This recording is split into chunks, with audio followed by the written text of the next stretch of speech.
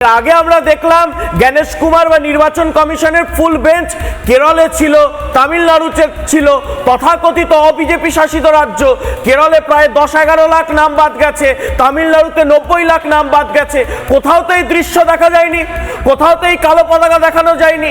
এই যে আজকে তৃণমূলের সাথে এই যে চিয়ার লিডার সিপিএম এর নেতাগুলো গিয়ে কালকে দেখলাম সব কালো পতাকা নাড়লো।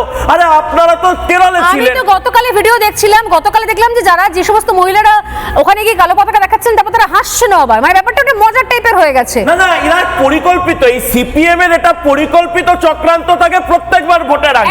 একটা পোস্টার ছিল নো, আগে ছিল নো ভোট টু বিজেপি, এবারে পোস্টার দেখলাম নো ভোটারস নো ভোট, এরকম কিছু একটা পোস্টার কথা বানিয়েছে তারা। কালকে আপনি ওই সিপিএম এর নেতাদের হাতে দেখুন, অভিষেক বন্দ্যোপাধ্যায় বলেছেন বয়কট বিজেপি। সিপিএম এর বিভিন্ন নেতারা, আমি কালকে দেখলাম এই উত্তর 24 পরগনার নেতারা, তারা বয়কট বিজেপি প্ল্যাকার্ড নিয়ে শামিল হয়ে গেছে। মানে কি অভিষেক বন্দ্যোপাধ্যায় আজকে আলিমুদ্দিনকে চালাচ্ছে?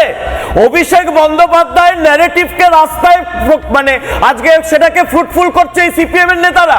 আজকে যদি তৃণমূলকে সরানো না যায়, এটা সমস্ত হিন্দু বাঙালিকে বুঝতে হবে, আমাদের অস্তিত্ব সংকটে পড়বে। আপনি তৃণমূল করুন, আপনি সিপিএম করুন, আপনি বিজেপি করুন, আপনি কংগ্রেস করুন, আপনি কোন দলকে না সমর্থন করুন, কিন্তু যদি 26-এর নির্বাচনে এই তৃণমূলকে সরানো না যায়, হরগোবিন্দ দাস, চন্দন দাস আরএসএস এর স্বয়ংসেবক ছিলেন না, বিজেপির ক্যাডার ছিলেন না, করতেন সিপিএম। কিন্তু যখন একদল জিহাদি মৌলবাদী কুপিয়ে কুপিয়ে হত্যা করলো, তার পরিচয় ছিল সে বাঙালি হিন্দু। তাই হিন্দু বাঙালিকে বুঝতে হবে, এই মমতা বন্দ্যোপাধ্যায় ভোটের জন্য, ক্ষমতার জন্য রাজ্যটাকে জিহাদি মৌলবাদী জামাতিদের হাতে তুলে দিচ্ছেন। আগে বাংলাদেশের ভাষায় কথা বলতেন, এখন পাকিস্তানের ভাষায় কথা বলছেন।